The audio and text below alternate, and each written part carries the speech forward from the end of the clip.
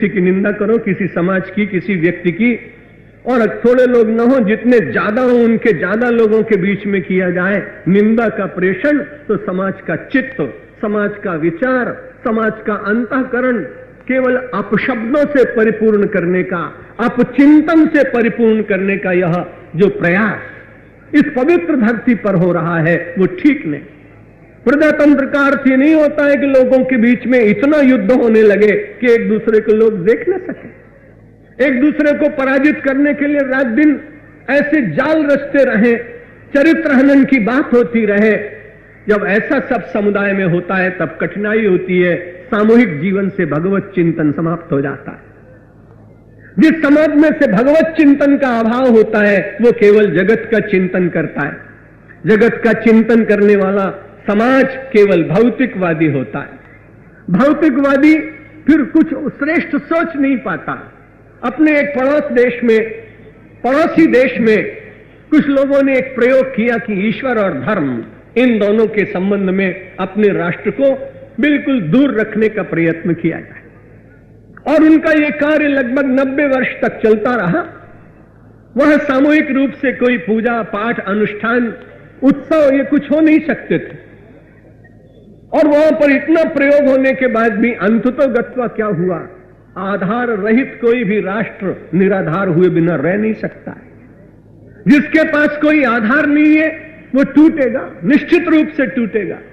इस देश को जीवित रखने का अधिकार ऋषियों ने दिया, क्योंकि हम भौतिक दृष्टि से कई बार टूटे, हमारे देवालय भी टूटे, हमारे ग्रंथों को भी लोगों ने होली की भांति जला जलाकर अपने मन को संतुष्ट करने का यत्न किया।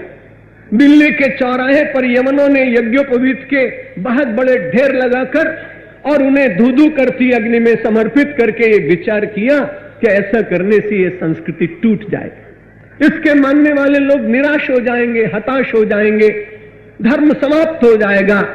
लेकिन एक बड़ी बात यही रही कि हम विपत्ति में भी परमात्मा को अपने साथ रखते रहे। हम हरदम सोचते रहे कि आज भले ही कठिन स्थिति हो, और हमने अपने उस परमेश्वर को, जिसने अभी गीता में कहा है यदा यदा ही धर्मस्य ग्लानिर्भवति भारत अभ्युत्थानम अधर्मस्य तदात्मानं सृजाम्यहम्, परमात्मा की प्रतिज्ञा, वे अपने आप अपने धर्म का रक्षण करने के लिए आएंगे।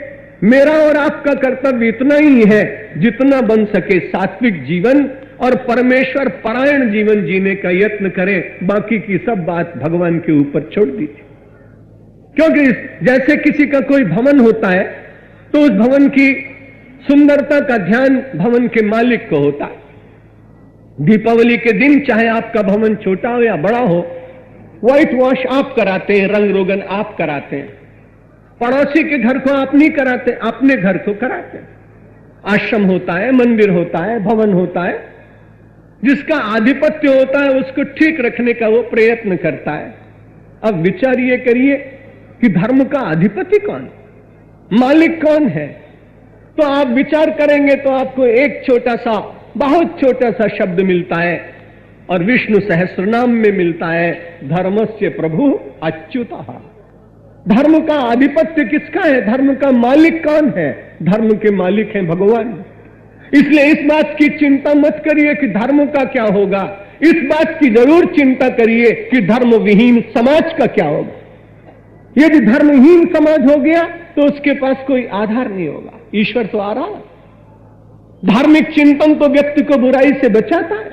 दुर्गतौ प्रपतत प्राणीन धारणा धर्म उच्यते धत्ते चैतत शुभ स्थाने तस्मात् धर्म इति स्मृतः।